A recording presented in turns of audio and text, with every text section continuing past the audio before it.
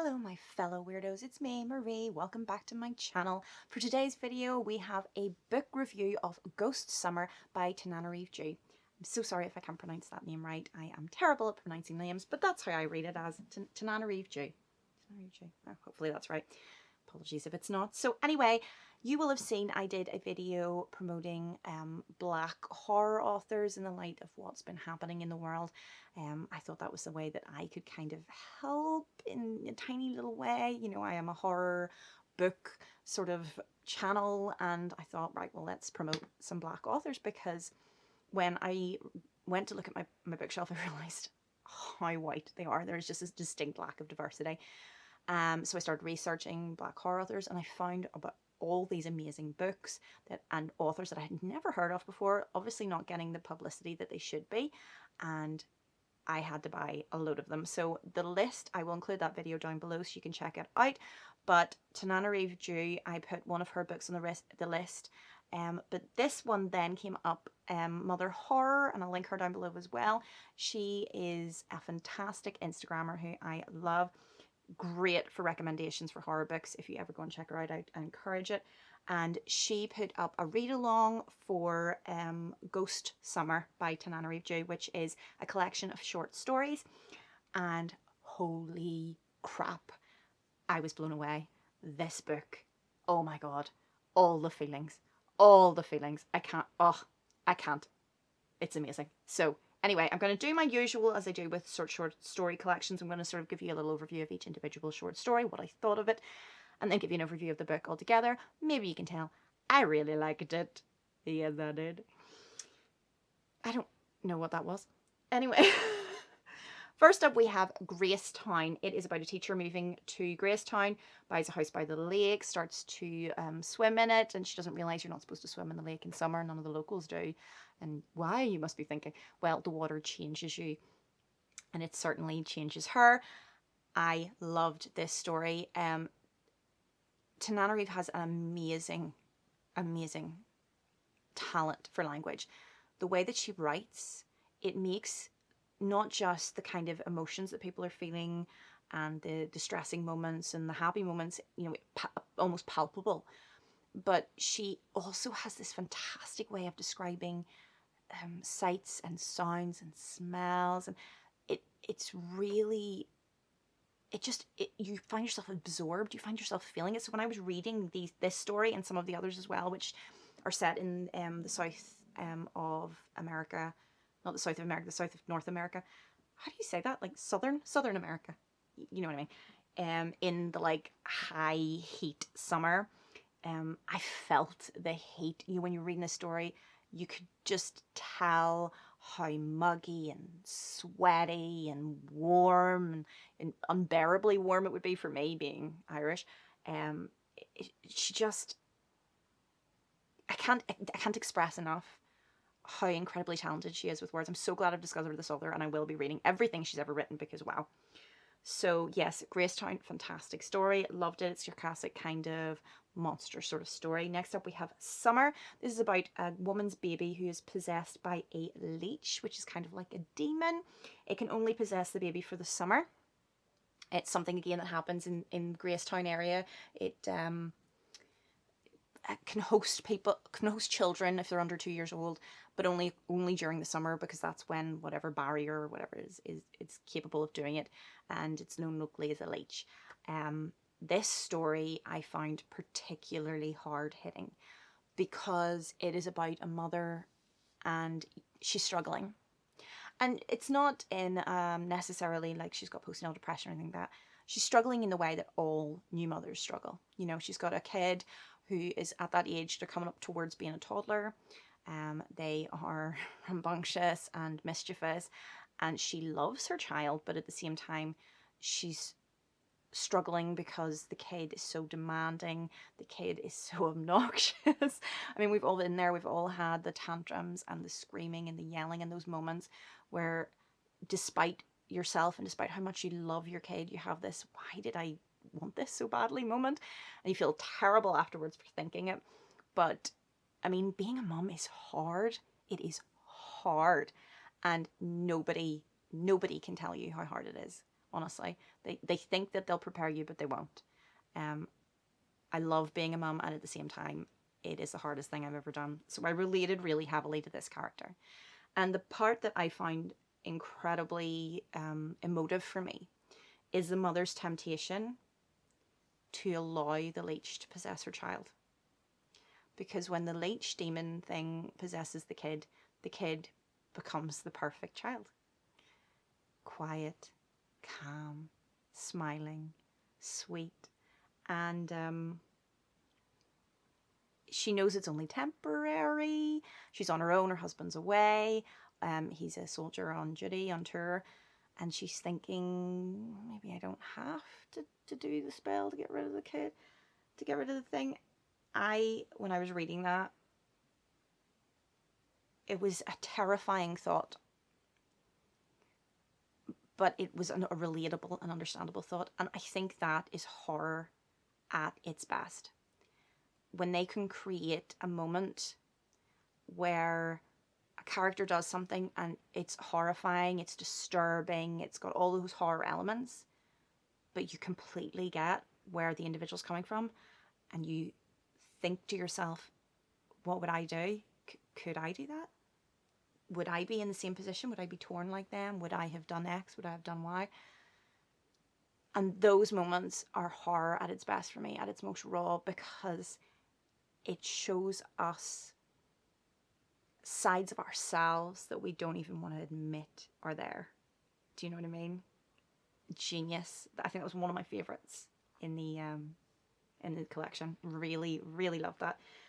Next up we had Free Jim's Mine. This is about a pregnant slave and her Native American husband running away, trying to get freedom, and they go to her uncle, who is the first black man to own a gold mine, and ask him for help. And he has to sort of keep them in the well at night. It's all flooded down there, and there's something in the water. I really, really liked that one. I thought it was a really good example of taking a real life horror like slavery and then introducing it to supernatural horror, and it just they each amplified each other. The Knowing is about the son of a woman who knows the date and the way that people die. So she's psychic, but that is literally the only thing that she can tell you, and she's always right. And if you try to fight it, if you change your fate somehow by, for example, she sees that her brother's going to die in the army on a certain day, and she convinces him not to, but he still dies that same day. I thought that one was, it was sad because of this woman's struggles as a mother, her struggles with poverty, and I also felt relatable to that particular aspect of it, the wanting to do your best for your child, but sometimes you can't give your kid all the things you want to give them.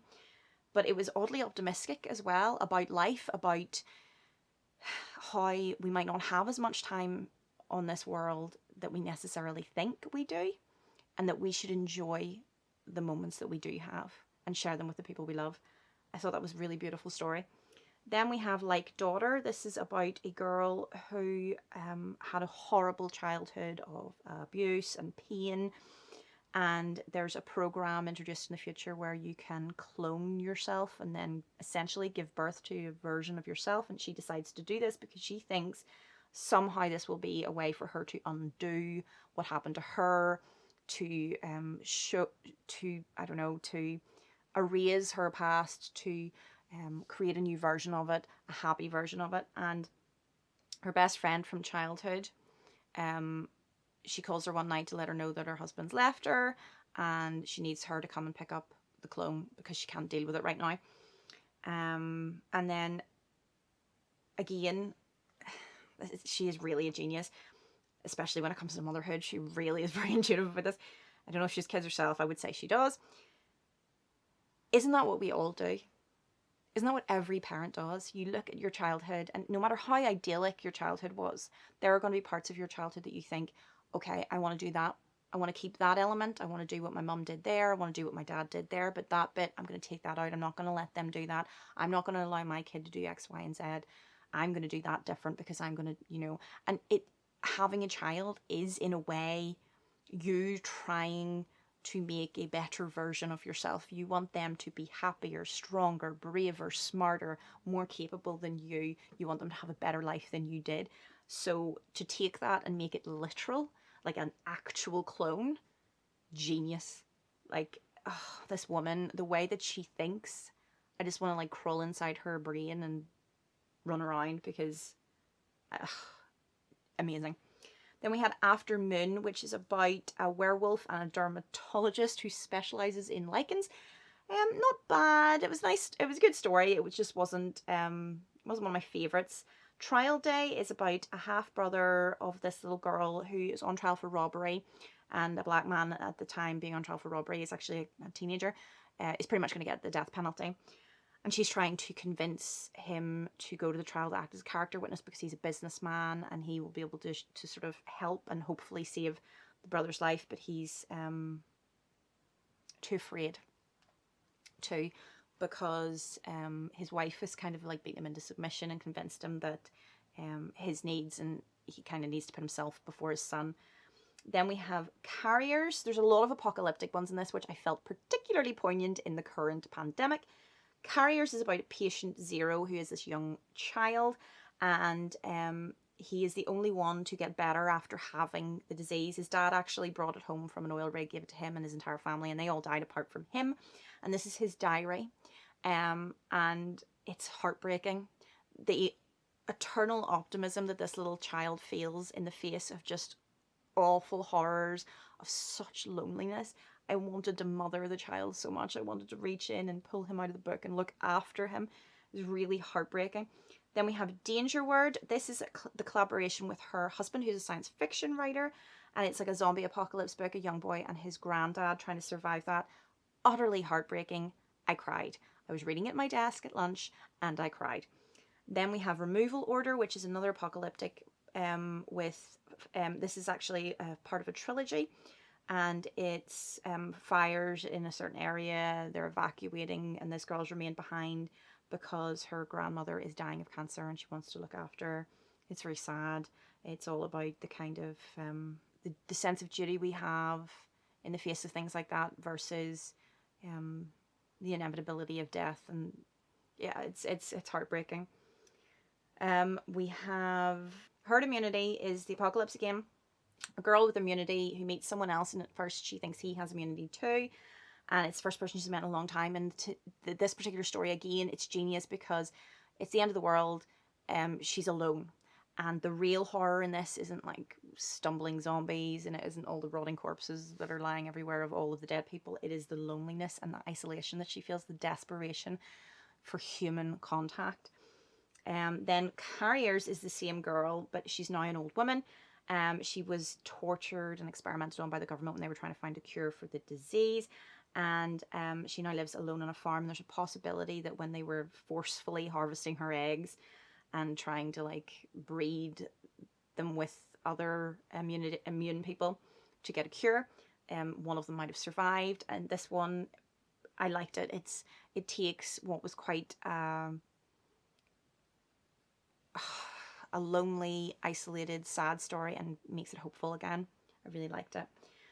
Then we have Senora Suerto, which is a stroke victim in a hospital who's waiting to die, and he sees a nurse, and he's able to see her for what she really is, which is kind of like a bringer of death, a woman, like a instead of being the Grim Reaper with the the scythe and the hood, she's a beautiful woman made of light, and when she touches a patient in the hospital, they have one last night. It's like the best night that they can have, and then they don't wake up the next day, and he's kind of hoping that she comes for him. And then we have finally Vanishings, which is about a woman with a dying child. It's a good story. Not your usual horror, but kind of playing on the idea of death and that somebody can just vanish after they die, that somebody can just be there one minute and gone the next, and that's kind of horror aspect of it there. So it's not maybe as rooted in traditional horror as the others, but I really liked it. I definitely give you pangs again as a mother. There's a lot of stuff to do with children in this book, and it just it really gets to me. If you want to make me really just choke up when I'm reading a book, have anything happen to a child, basically. And then finally, there's just an afterword by Tananarive's husband, and it is the bloody sweetest thing I've ever read in my life. They must be the cutest couple ever. And the love that was just emanating off the pages, it was really heartwarming, and it was a lovely end to the book. So yeah, I think you're probably going to guess that this is a 5 out of 5 for me. I loved this book. I loved it. She is an incredibly talented writer. I loved every individual story. And I just love the way that she sees the world, the unique way that she sees the world, the way that she can take ordinary things, ordinary tragedies, ordinary horrors, and connect them with supernatural, otherworldly horrors. And then those two things just add to each other, amplify each other. And she's just an incredibly gifted writer. I can't express enough how much I love this book, and I can't recommend to you enough to buy it. Go now, download it on your Kindle, order it, whatever, get it. As I said, I will link my other list and my Black Horror Authors list video down below, and you'll see some of the other books and authors that I have purchased, and I will be reading them and reviewing them further on as we go. And that's me for now, guys. If you could subscribe to the channel, I would love, love, love, love, love you forever. It would mean the world to me. And don't forget to hit the like, leave me a comment if you've read this book, let me know what you thought, or if you have any recommendations based on this book that you think I would like, let me know. I'm always hungry for more books, but that's me for now. Bye.